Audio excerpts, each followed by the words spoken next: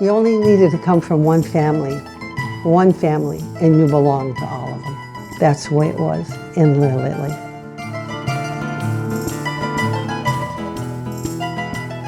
My mother's side, who would be the Altavellis and the DeBritas, came from Ellis Island.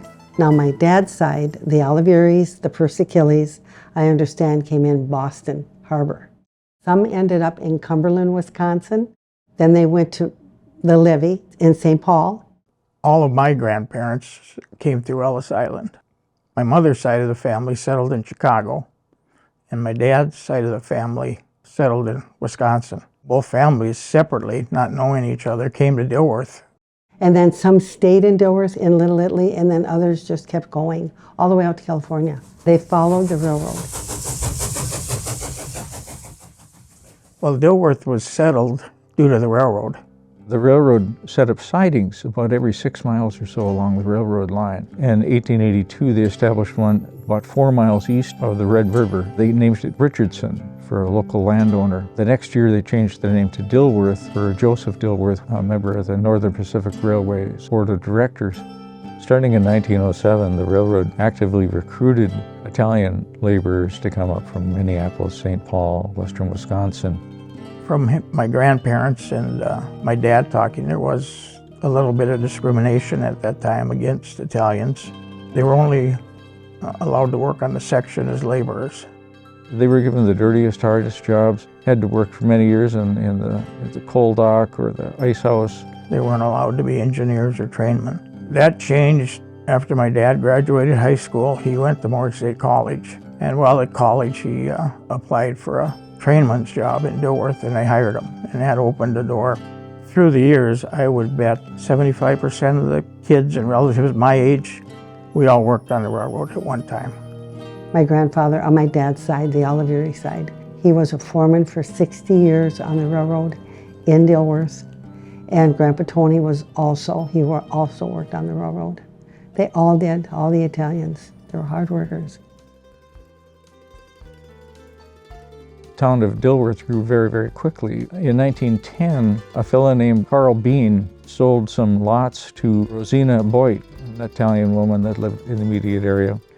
And she turned around and sold a lot of those lots to her Italian neighbors. Pretty soon there was a sizable Italian community. That became Little Italy. Little Italy was on the south side of the railroad tracks, and the main part of Dilworth was on the north side of the railroad tracks. Actually, the name Little Italy was given to Dilworth by the people that lived on the north side. The name Little Italy, I never heard of anybody resenting that. We were very proud of it. You know, where are you from? Little Italy in Dilworth. And it was just a neighborhood of basically all Italians, and they were all related. And if you walked down the street and you saw a light on, you could walk into that house and they'd give you a plate of food.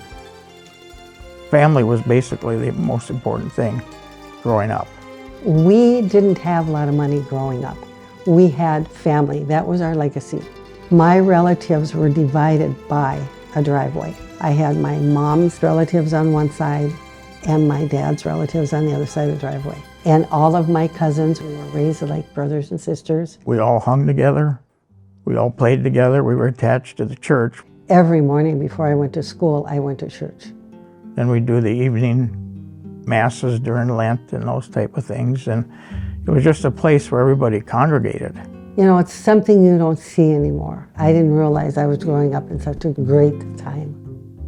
One of my fondest memories is Christmas Eve Mass that would start at midnight on Christmas Day. And the Italian families would open their homes to whoever was at church, and they would eat. They would eat all night long. And it would start like 1:30 in the morning. You would house hop and eat till the sun came up. St. Elizabeth's was started by a bunch of Italian families. One of the big things they brought was their cooking culture. Our priest, which I remember, Father Gans, was from Germany. He taught the women to start having 2 Italian dinners a year. We all worked. My mom, she was one of the original gals.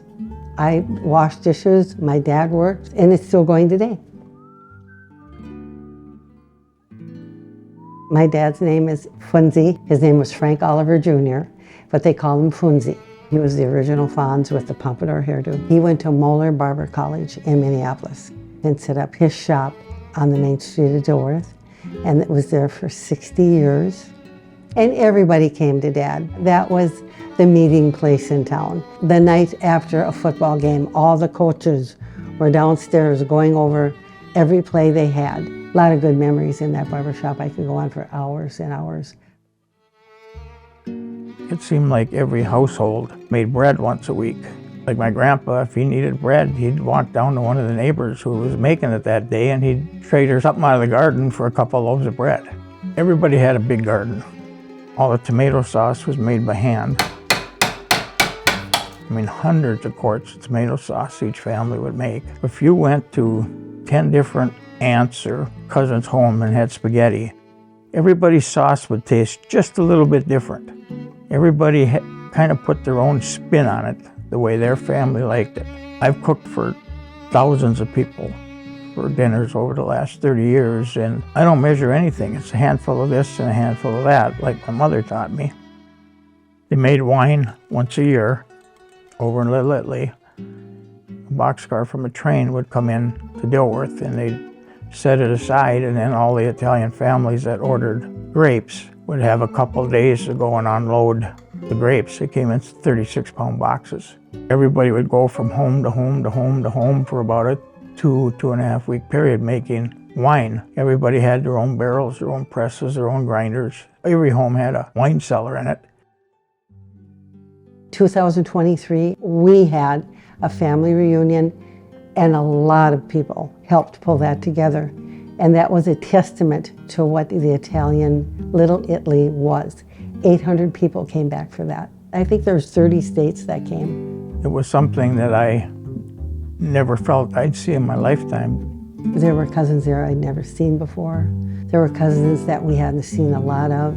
Either they grew up in Little Italy, or their grandpa did, or their dad or ma, or whatever the occasion was. It was mind-blowing that many people got together and we had that much fun. I think the culture, cooking, the holidays, all those things just seemed to brought people here from Italy, from around the country, and then came to Dilworth because of the railroad. Funded by the Minnesota Arts and Cultural Heritage Fund, with money from the vote of the people of Minnesota on November 4, 2008. And by the members of Prairie Public.